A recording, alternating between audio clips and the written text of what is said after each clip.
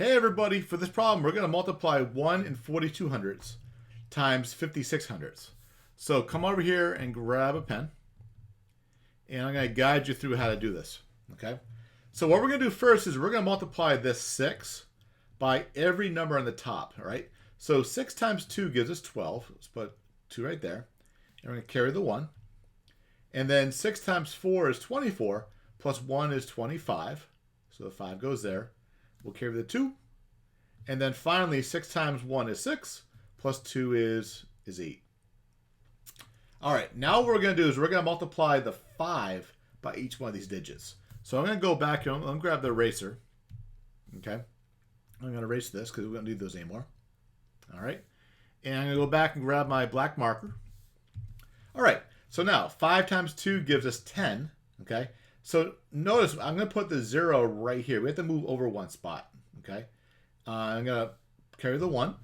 And then 5 times 4 is 20. Plus 1 is 21. So I'm going to put the 1 there. And then carry the 2. And then finally, 5 times 1 is 5. Plus 2 is 7. All right. Now, because this is a 0, I don't need to multiply anymore. So what I need to do now is I need to add up these digits. Okay. So 2 and nothing is going to be 2. Some people like to put a 0 in the empty spots. That's fine too. 5 and 0 is 5. 8 and 1 is 9.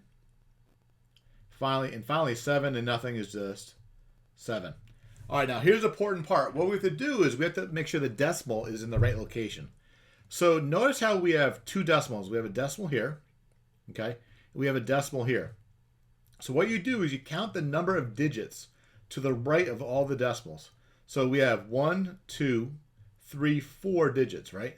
So what that means is we're going to start at the end, and we're going to move over 4 spots.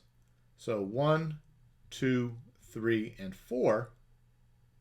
And that's where the decimal goes. I like to add a 0 right in the front as well. And that's our answer right here.